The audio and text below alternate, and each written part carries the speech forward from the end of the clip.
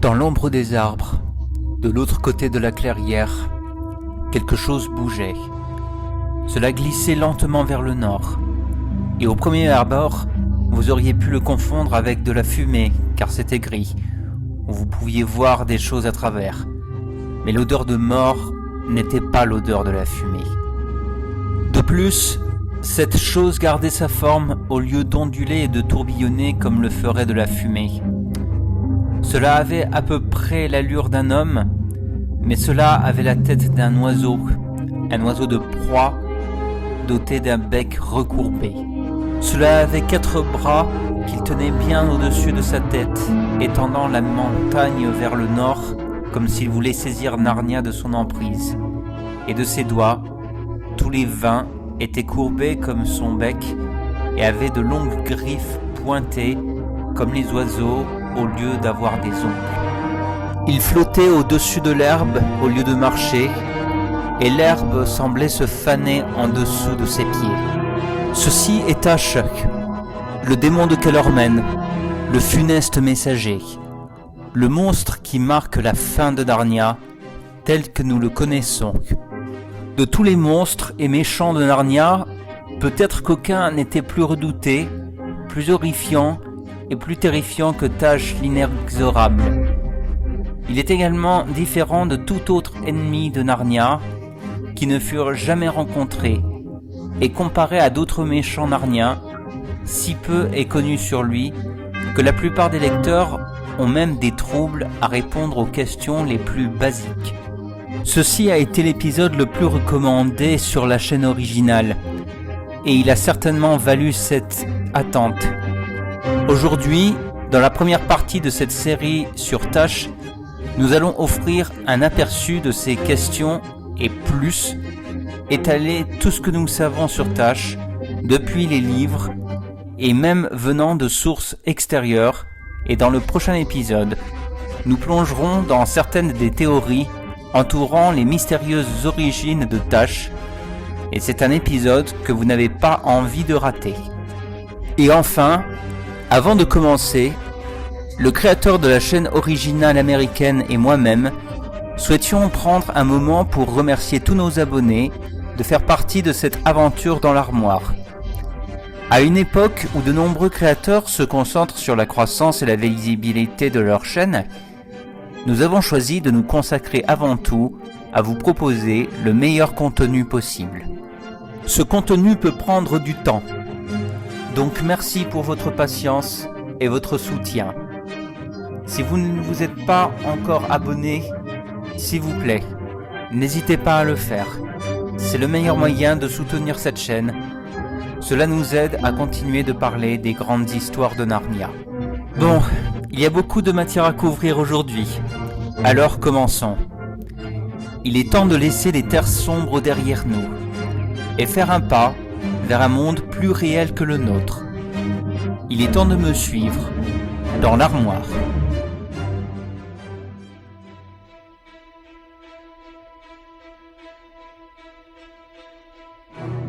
Il est difficile de décrire le sentiment que quelqu'un ressent la première fois qu'il rencontre Tash, au cœur des pages de La dernière bataille, dans les sombres forêts solitaires de la lande du réverbère. Pour certains, l'expérience peut être décrite de la meilleure façon comme un sentiment de terreur, de peur et d'inconfort. Une partie de cet inconfort pourrait être expliquée sur le fait que Tash ne semble juste pas appartenir à Narnia. Bien sûr, il y a eu beaucoup de créatures anormales montrées au cours des 6 bouquins précédents. Des animaux qui parlent, des faunes, des étoiles vivantes, des icônes de vacances, et même des divinités romaines. Mais Tash est différent. Il est une bête que nous n'avons jamais vue avant. Un monstre hybride qui semble être en même temps physique et spectral. La première question qui se pose souvent est « Quel genre de créature est-il » Eh bien, voilà ce que nous savons sur Tash. D'abord, il est une des grandes divinités dans la religion Kellerman. En effet, il est l'homonyme de la capitale de Kellerman, connue sous le nom de Tashba'an. Et bien qu'il y ait d'autres divinités qui soient adorées dans Calormen, Tash semble être le dieu principal, car à l'intérieur de cette ville au grand mur, au centre même, au plus haut point de la grande colline, encore plus haut que le palais du Tisroc, se trouvait un temple avec un éclatant dôme en argent, dédié exclusivement à la prière de Tash l'inexorable. Maintenant, nous ne savons pas combien de temps Tash était là dans le monde de Narnia, mais on sait qu'il était très ancien. Il était l'homonyme de Tashbaan dans l'an narnien 1014, quand Shasta et Aravis ont vaincu le prince Calormen tristement célèbre, connu sous le nom de Rabadash. Donc, quand la dernière bataille s'est déroulée en l'an 2555, Tash était adoré comme dieu pendant au moins 1500 ans. Et en dehors des fêtes et des rituels associés à l'adoration de Tash, il y avait un côté obscur, car la vie de nombreux hommes fut offerte à Tash sur un autel comme sacrifice humain. Oui, cela semble évident que Tash, qui avait la tête d'un vautour, qui sentait comme de la chair en décomposition, dont l'aura même fait que l'herbe se desséchait, et qui demandait la tuerie d'hommes comme acte d'adulation, cet être était un dieu de mort. En tant que divinité de mort et de destruction, Tash fut donné certains droits en accord avec la grande magie de dévorer certaines personnes, possiblement ceux qui faisaient le mal en son nom. C'est très similaire à Jadis, à qui on a donné le droit de clamer la vie des traîtres en accord avec la grande magie. En effet, non seulement les victimes de Jadis, mais aussi celles de Tash, sont connues sous le nom de proies légitimes. Il est possible que Tash et Jadis n'aient pas pu tuer aveuglément, mais qu'ils étaient seulement capables de tuer ceux qui étaient qualifiés au nom des lois de la grande magie. À cause de sa nature apocalyptique, Tash fut comparé par certains à la figure biblique qu'est l'étoile d'absinthe, un ange ou une étoile qui a été jetée sur la terre, ce qui sert de signal à la fin du monde. Voici ce qui est dit sur l'étoile d'absinthe dans le livre de l'Apocalypse de Jean, chapitre 8, versets 10 à 11.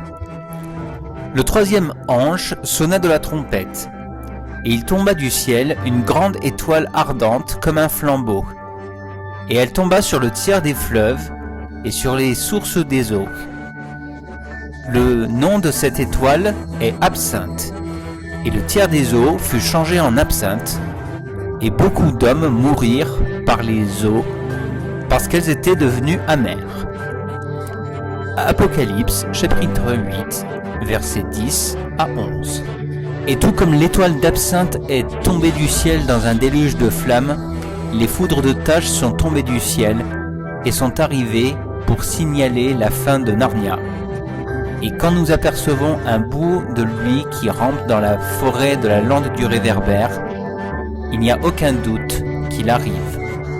Certaines personnes décrivent Tash comme une sorte d'anti-Aslan. Ils disent qu'Aslan apporte la vie, alors que Tash apporte la mort.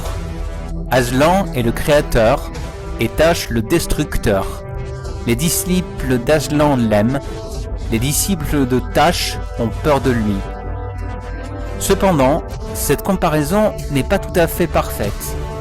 Voyez-vous, Tash ne peut ultimement pas se mesurer comme étant l'égal d'Aslan.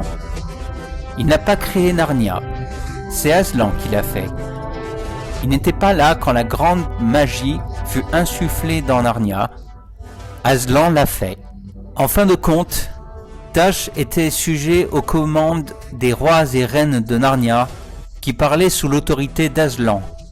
Donc non, Tash n'était pas anti-Aslan, même pas proche, car nous l'apprenons en fin de compte qu'il n'y en a qu'un qui possède la souveraineté sur la vie et la mort, le temps et l'espace, la création et l'éternité. Et quand il s'agit de lui, nous pouvons rester assurés qu'il n'y en a aucun qui lui est égal. C'est tout ce que nous verrons aujourd'hui. Mais il y a toujours plus à couvrir au prochain épisode, quand nous explorerons les multiples théories entourant les origines de Tash. Si vous avez votre propre théorie, n'hésitez pas à la partager dans les commentaires. Je suis impatient de me joindre à vous la prochaine fois, alors que nous ferons un autre voyage dans l'armoire.